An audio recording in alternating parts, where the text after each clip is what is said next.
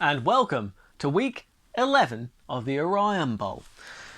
Now, obviously, I've returned from your commissioner is back. He's back after his brief COVID-related hiatus, and I'm going to see if I can get through this next kind of 10 minutes or so without coughing my lungs up, then I will take that as a win. Anyway, following on from last week's results, I would like to congratulate the team with no Namath. The team with no Namath, our current reigning champions, are back on form, and they managed to get into the win column. Not only that, but they got this week's high score of 104.60. Which brings us to this week's lowest score, which was the Legion of Poor Decisions. They made a lot of poor decisions, garnering them a score of 65.02, which then brings me to congratulate the coach's sons on their default victory, because they were playing the Legion of Disappointment last week, and basically didn't even have to break a sweat. I mean, they only got 82.50, which, let's be realistic, that wouldn't have beaten my score last week, and I went home with a loss. You know, this is just how unfair fantasy NFL is. But also, congratulations to Baby Got Dak and the Dallas Trey Gorillas, both getting into the win columns, and the Dallas Trey Gorillas obviously beating my beloved Burtimore Ravens.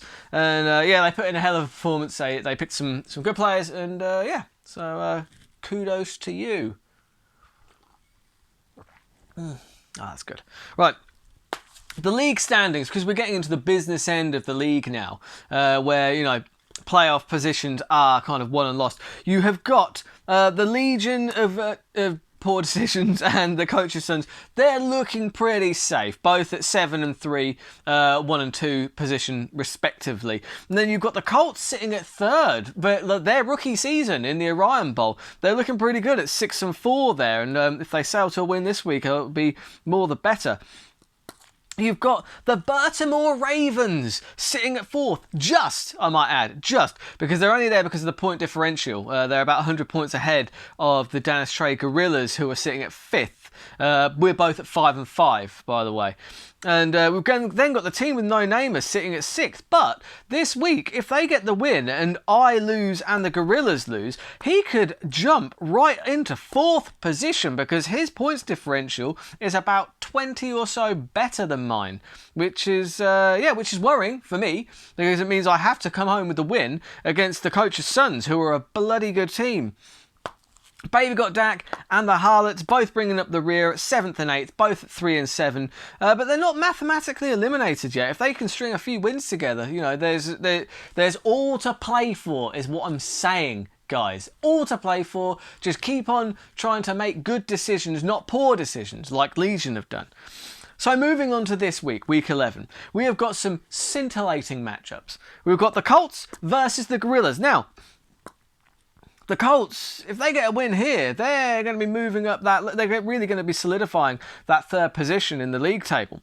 And I think they are going to get the win here this week, because you've got Justin Herbert against the Jets.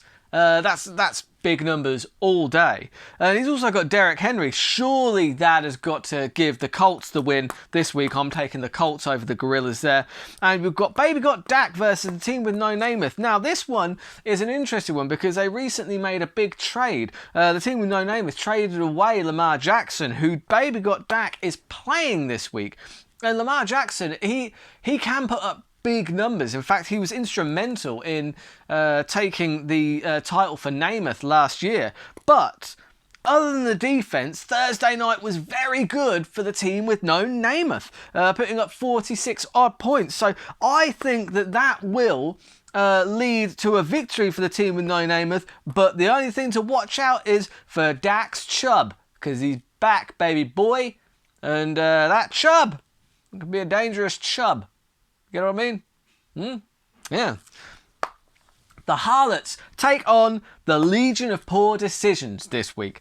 And Wilson, Thursday night for the Legion of Poor Decisions, you've got Russell Wilson, who did okay, and you've got Hopkins, who didn't do as well and has left an opening, I believe, for Thielen, Andrews and Adams to do damage. They are going to do damage this week, son. I think that takes the win for the Harlots, and they move up to 4 and 7, which just shoves them up the league table a little bit, just so they can try and get themselves out of the bottom 4 and into that coveted top 4, because that's what matters. It's all to play for once we're in the playoffs. The Burtimore Ravens and the Coach's Sons are this week's Game of the Week. And what a game it's going to be. I mean, it's kicked off on Thursday night. I had DK Metcalf, who did quite well, and Christian Kirk, which is... I needed him to do more.